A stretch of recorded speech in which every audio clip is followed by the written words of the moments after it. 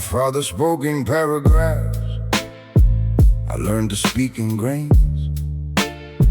Watched how much he surrendered with each sentence, how it drains a man to be perpetually legible, to live with open subtitles. Running beneath every thought, I chose the quiet of cubicles, of communication, where a glance replaces the dissertation, where the lifted chin conducts the whole negotiation. I was 17 the first time someone said I was unsettling. Not from threat, from the particular nettling quality of a young man who didn't fill the silence, who let it pool around the room with patient noncompliance. They expected verbal proof of presence. I gave them density. The weight of what I didn't say became my identity. I am a man of few words, each one load-bearing, each one chosen like a stone, placed with care and daring. The ones I didn't speak were always worth the wearing. Of the silence, silence is the loudest declaration. Few words, full weight, no elaboration, just the necessary and the gone before the dissipation.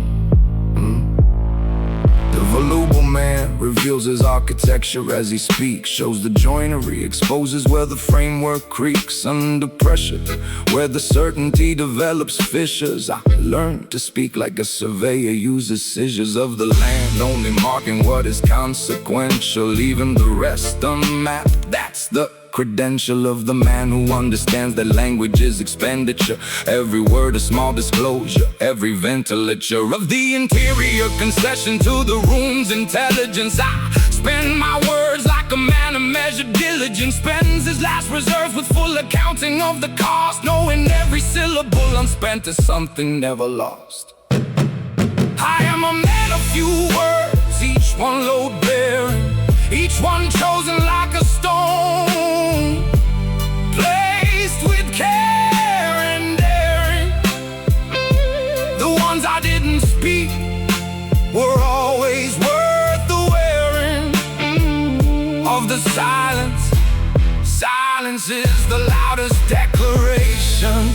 Few words, full weight, no elaboration, just the necessary and the gone before the dissipation. In rooms where rhetoric performed its acrobatics, I sat with the deliberate and the systematic conservation of my utterance. Watch the orators exhaust their credibility. Watch the narrators of their own importance slowly hollow out the room with the accumulated weight of words that met their doom.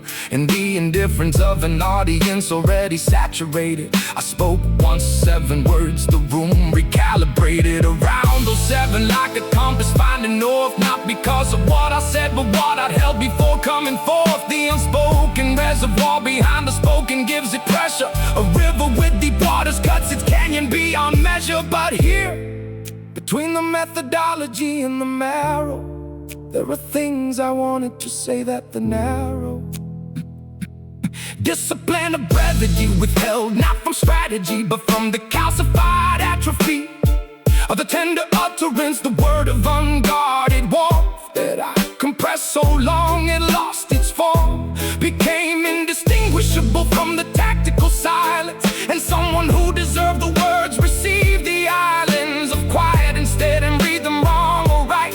Either way, the unspoken love became the overnight distance that I never meant to build. That's the cost of few words, something said in silence. Get lost. Room full of voices I haven't spoken yet, and everyone is listening for what they haven't met. Still waiting for the one thing that I'll finally set down on the table when the moment earns the debt. of my vocabulary. Until then, silence is what I said.